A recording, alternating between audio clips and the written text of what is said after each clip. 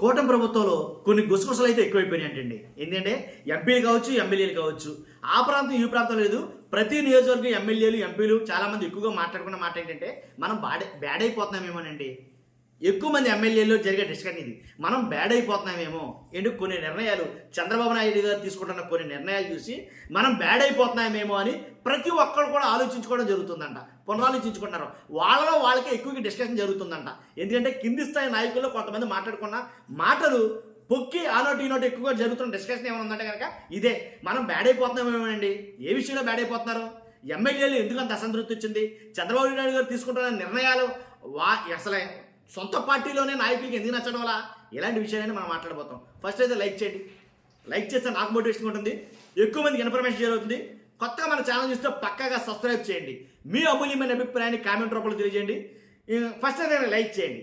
Bad అయిపోతున్నాం మనం అని నియోజకవర్గ ఎమ్మెల్యేలు ప్రతి ఒక్కరి దగ్గర ఈ డిస్కషన్ అయితే జరుగుతుంది. ఎందుకు బ్యాడ్ అయిపోతున్నారంటే కనుక చంద్రబాబు నాయుడు గారు తీసుకుంటున్న కొన్ని నిర్ణయాలు కూటమిలో చాలామంది ఎమ్మెల్యేలకి నచ్చడం లేదంట.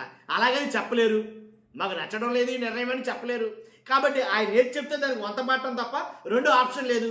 ఎందుకంటే బెస్ట్ ఎగ్జాంపుల్ రెండు నిర్ణయాలు, అంటే చంద్రబాబు నాయుడు గారు తీసుకున్న రెండు నిర్ణయాల గురించి మాట్లాడుకుందాం. ఒకటి యూరియా, మొత్తం రాష్ట్రం మొత్తం బ్యాడ్ అయినట్టే. దీంట్లో ఏమైనా అన్నారంటే మీరు ఖచ్చితంగా కామెంట్ రూపంలో తెలియజేయచ్చు. యూరియా విషయంలో బ్యాడ్ అయ్యిందా లేదా కూటమి ప్రభుత్వం? మన మామూలు కాదు, బేభత్సంగా బ్యాడ్ అయినట్టే. ఎందుకంటే యూరియా అందక రైతులు మ్యాక్సిమం అందరూ కష్టాలు పాలయ్యారు. యూరియా ఎవరికి దొరక రోడ్ల మీదకి వచ్చారు. యూరియా నిమిత్తం ధర్నాలు చేశారు, ర్యాలీలు చేశారు. కొన్ని చోట్ల ఎంపీడీఓ కార్యాలయాల ముందు నిరసనలు తెలియజేశారు. యూరియా కోసం కొన్ని పడిగప్పులు అయితే పడ్డారు, నిజంగా వాళ్ళందరూ పడ్డారు. కాబట్టి యూరియా విషయంలో ప్రతి రైతు ఇబ్బంది పడ్డాడు. కానీ అదే యూరియా గురించి వ్యవసాయ శాఖ మంత్రి గారు కావచ్చు, చంద్రబాబు నాయుడు గారు కావచ్చు, కొన్ని వ్యాఖ్యలు అయితే చేశారు. ఏమని? యూరియా విషయంలో ఎలాంటి డౌట్ లేదు, యూరియా సజావుగా అందుతుంది.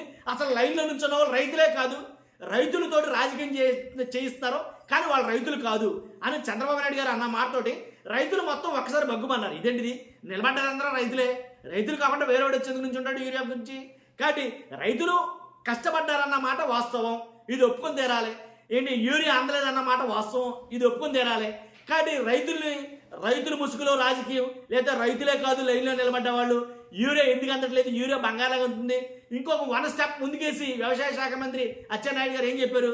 ఏమి లేదు, మనం ఎక్కడికైనా భోజనాలకు వెళ్తాం, బయటికి భోజనాలకు వెళ్ళినప్పుడు అక్కడ మనం వాళ్ళు ఒకవేళ బఫీ సిస్టమ్ పెట్టారనుకో, మనం లైన్లో నుంచి వడ్డించుకోమా, మనం లైన్లో నుంచి తినమా, అలాగే యూరియా బస్తాలు కూడా లైన్లో నుంచి తెచ్చుకుంటారు. దీంట్లో పెద్ద చిత్రం ఏముంది అని అన్నాడు ఆయన. నిజంగా భోజనం బాగా అందిందా అని అయితే కనుక మన వాళ్ళకి బీభత్సంగా ట్రోల్ అయింది విషయం. కాబట్టి ఏది ఏమైనప్పుడు రైతు కష్టపడుతున్నాడంటే మనం అడ్డుపడిపోవాలి, దాంట్లో ఎలాంటి ఉంటుంది. రైతుల విషయంలో ఎలాంటి మాటలు మాట్లాడకపోవడం మంచిది. కాబట్టి ఆ విషయంలో మాత్రం కూటమి ప్రభుత్వం పూర్తిగా ఫెయిల్ అయ్యిందని చెప్పాలి. బ్యాడ్ అయిపోయాం అన్న మాట వాళ్ళు అనుకున్న మాట వాస్తవమే. ఒక ఎగ్జాంపుల్ చెప్పా. ఇంకోటి ఏంటనుకున్నారు, ఏదైతే మెడికల్ కాలేజీలు, ఈ విషయంలో కూడా మీకు యూరియా విషయంలో ఇంకో మాట చెప్తాను. చంద్రబాబు నాయుడు గారి మాట కూడా పక్కన పెట్టేసి కొంతమంది లోకల్గా కొంతమంది నియోజకవర్గ నాయకులు నిరసనలో కూడా మీకు ఎందుకురా బాబు, నిజంగా మీరు అన్నది కరెక్ట్, యూరియా అందట్లేదని చెప్పేసి రైతులతోటే వంతపడిన సంఘటనలు ఉన్నాయి. కొంతమంది టీడీపీ నాయకులే నిరసనలో పాల్గొన్నారు. వాళ్ళు ఏమని? యూరియా అందగా ఉన్నటువంటి నిరసనలో.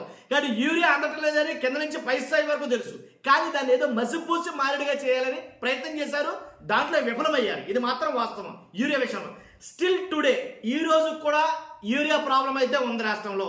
కొన్ని చోట్ల, అన్ని చోట్ల అట్లా ఇంతకు ముందులా కాదు, ఇప్పుడు కొంచెం తగ్గింది, మెరుగైంది. కేంద్ర ప్రభుత్వం ఇవ్వట్లేదనో లేకపోతే ఇతరత్ర కారణాలు ఎంత జరిగింది ఏంటి, మేము మిస్అండర్స్టాండింగ్ జరిగింది, మేము ఒక అంచనా కంటూ నిర్దిష్టమైన అంచనాకు రాలేకపోయాము అని చెప్పుకుంటే బాగుండిపోను. రైతులు కాదు వాళ్ళు, యూరియా ఉందే కాబట్టి మీరు అలా చేస్తారు అని అంటే కరెక్ట్ కాదు. రెండో ఎగ్జాంపుల్ చెప్తున్నాను, మెడికల్ కాలేజీల గురించి. ఈ విషయంలో కూడా రాష్ట్రంలో ఉన్న కూటమిలో ఉన్న మ్యాక్సిమం అందరూ కూడా బ్యాడ్ అయ్యారనే మాట్లాడుకుంటున్నారు. రాష్ట్రంలో ఉన్న మాట్లాడకుండా అంటే నియోజకవర్గంలో ఉన్న చాలామంది ఎమ్మెల్యేలు మాట్లాడకుండా మాట ఏంటంటే మనం బ్యాడ్ అయిపోయాం. ఎందుకంటే మెడికల్ కాలేజీ విషయంలో ఫస్ట్ స్టెప్ తీసుకున్నాం, అది ర్యాంక్ స్టెప్ అయ్యింది. ఎందుకంటే అసలు మెడికల్ కాలేజీలే జగన్మోహన్ రెడ్డి గారు తీసుకురాలేదు, మెడికల్ కాలేజీలే కట్టలేదు. కాబట్టి మెడికల్ కాలేజీలే లేవు ఆంధ్రప్రదేశ్లో, ఎక్కడ వదిలేశారు, పునాదులు మాత్రం మిగిలినాయి. అదే దగ్గర పునాదుల కాడికి వెళ్తాం ఒక సెల్ఫీ దిగడం, అక్కడికి వెళ్తాం ఒక సెల్ఫీ దిగడం. 7 కాలేజీలు స్టార్ట్ అయిపోయాయి కదా, ఆ 7 కాలేజీల దగ్గర దిగొచ్చు కదా సెల్ఫీ దిగరే. 5 కాలేజీల్లో క్లాసులు ఫస్ట్ ఇయర్ జరిపించుకున్నాయి కదా, ఆ కాలేజీల దగ్గరికి సెల్ఫీ దిగొచ్చుగా, దిగలేరు. ఎందుకంటే గట్స్ సరిపోవు. కాబట్టే ఆ విషయంలో మనం బ్యాడ్ అయ్యాం. మెడికల్ కాలేజీలు ఎప్పుడైతే ప్రైవేట్ చేస్తామన్నామో మనమంతా బ్యాడ్ అయ్యాం.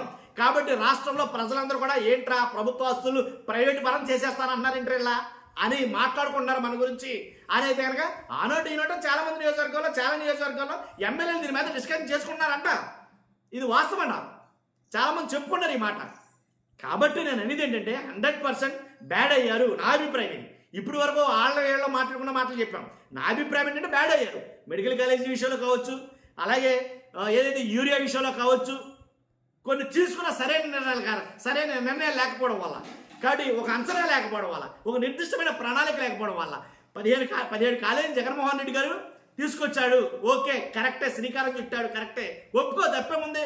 దాంట్లో 5 కాలేజీలు 1 year కంప్లీట్ చేసుకున్నాయి, ఇంకో 2 కాలేజీలు అడ్మిషన్ సిద్ధంగా ఉన్నాయి. ఈ 7 కాలేజీలు పక్కన పెడితే 10 కాలేజీలు పూర్తి చేయలేదు, పునాదుల దశలోనే ఉన్నాయి అని నిక్కచ్చిగా చెప్పు, తప్పేముంది. ఆ 10 కాలేజీలు మన ప్రభుత్వంలో మేము చేయలేమని చెప్పేసి ఒప్పుకున్నాడు చంద్రబాబు నాయుడు గారు. కాబట్టి మేము రన్ చేయలేమని ఒప్పుకున్నారు. ఓకే, రన్ చేయలేమని ఒప్పుకున్న తర్వాత కాబట్టి దాన్ని రన్ చేయడానికి కావాల్సినటువంటి వనరులు ఏంటి, ఎందుకు రన్ చేయడం అని ఎక్స్ప్లెయిన్ చేస్తే వదిలిపోద్ది కదా. ఒక్క మాట అండి, మొన్న రీసెంట్గా ఒక అనలిస్ట్ ఏదో మాట్లాడుతాడు, ఒకరోజు 1 day యోగాంధ్ర పెట్టడానికి 300 కోట్లు ఖర్చు పెట్టారు, 350 సుమారు సబ్జెక్టు కరెక్షన్. కాబట్టి ఆ యోగాంధ్ర డే పెట్టిన ఆ 350 కోట్లు ఖర్చు పెడితే ఒక కాలేజీ కంప్లీట్ అవును కదా, లేదా 2 కాలేజీలు కంప్లీట్ అవును కదా. ఆ డబ్బులకి ఎంత అయితే వస్తుందో అంతా పెట్టుబడి పెడితే కనుక చాలా మట్టి కంప్లీట్ అవును కదా అని మాట్లాడుతున్నారు. ఎలాంటి ఖర్చులు. ఇంకో ఇంకో ఇంకో మాజీ మంత్రి ఒకళ్ళు మాట్లాడుతున్నారు, అమరావతిలో పెడుతున్న పెట్టుబడుల్లో జస్ట్ 10% ఇక్కడ పెడితే కనుక 17 కాలేజీలు ఫుల్ ఫ్లెడ్జ్గా కంప్లీట్ అయిపోతాయి కదా. ఇది విద్యా వైద్యం రెండింటికి సంబంధించింది, రాష్ట్ర పురోగతికి సంబంధించింది. కాబట్టి అని ఆయన మాట్లాడుతూ ఉంటే అది అలా కాకుండాను ఈ రకంగా వ్యవహరిస్తే కనుక వద్దు. చంద్రబాబు నాయుడు గారు ఏం చెప్పారు, మీరు మెడికల్ కాలేజీలు కట్టలేదని చెప్పారు, కాబట్టి మనం అలా చెప్పాలా. ఏం చెప్తాం, కట్టలేదని చెప్పాలంటే ఎలా చెప్తాం, మనం బ్యాడ్ అయిపోతాం కదా అని అయితే కనుక చాలామంది మాట్లాడుకున్నారట. వాస్తవాలే కదండి. కాబట్టి యూరియా అందట్లేదని కదా చెప్పాలి, అందుతుందని ఎలా చెప్తాం. రోడ్ల మీద నిలబడ్డ వీడియోలు కనబడుతున్నాయి, రోడ్ల మీద మాకు అందట్లేదని రైతులు ధర్నాలు చేస్తారని వీడియోలు కనబడుతున్నాయి. కాబట్టి మనం ఎలా చెప్పగలం. కాబట్టి ఇలా చెప్పాలంటే మనం బ్యాడ్ అయిపోతాం కదా. ఎందుకని ఈ డిస్కషన్ వస్తుందంటే ఎక్కువగా. కానీ ఈ రెండే కాదు ఎగ్జాంపుల్, నేను చెప్పిన 2 కాదు, చాలా ఎగ్జాంపుల్స్ అయితే ఉంటున్నాయి. కాబట్టి కూటమి ప్రభుత్వం తీసుకుంటున్న కొన్ని నిర్ణయాలు అబ్సల్యూట్లీ ఫెయిల్ అవుతున్నాయి, దాంట్లో ఎలాంటి డౌట్ లేదు. కానీ అలా ఫెయిల్ అవుతున్న నిర్ణయాలు పట్టుకుని అది కరెక్టే, అదే నిజం అని చెప్పాలంటే కనుక మేము చెప్పలేకపోతున్నాం అని వాళ్ళ గుంపు చింపులు పట్టడం చాలా మటుకి లోపాయకరంగా బయటికి కనపడుతుంది క్లియర్ కట్గా. కాబట్టి ఇదండి జరుగుతుంది ఆంధ్రప్రదేశ్లో. కానీ బ్యాడ్ అయిపోతున్నామని వాళ్ళ ఒక డిస్కషన్ అయితే జరిగింది. కానీ ఈ జరిగిన డిస్కషన్లు అన్నీ కూడాను ప్రతి అంశంలోనూ నేను చెప్పింది 2 ఎగ్జాంపుల్స్, ఇంకా చాలా ఉన్నాయి. ఇలాగా 1, 2 కాదు. ఏదైతే కరెంటు ఛార్జీలు కావచ్చు, మేము అసలు పెంచమని అన్నారో పెంచారు. అలాగా కొన్ని విషయాల్లో ఏంటంటే మేము చేస్తాము అని అన్నారో చేయలేకపోయారు. ఇలా కొన్ని అయితే ఉన్నాయి. కాబట్టి చూస్తున్నారు మీరు అందరూ కూడా. మీ అభిప్రాయం అయితే కనుక ఫస్ట్ లైక్ చేయండి. లైక్ చేస్తాను, మీ అభిప్రాయం ఏంటో నాతో పంచుకోండి, చాలామంది చదవడానికి అవకాశం ఉంటుంది. కొత్తగా మన ఛానల్స్తో పక్కాగా సబ్స్క్రైబ్ చేయండి. Thank you very much.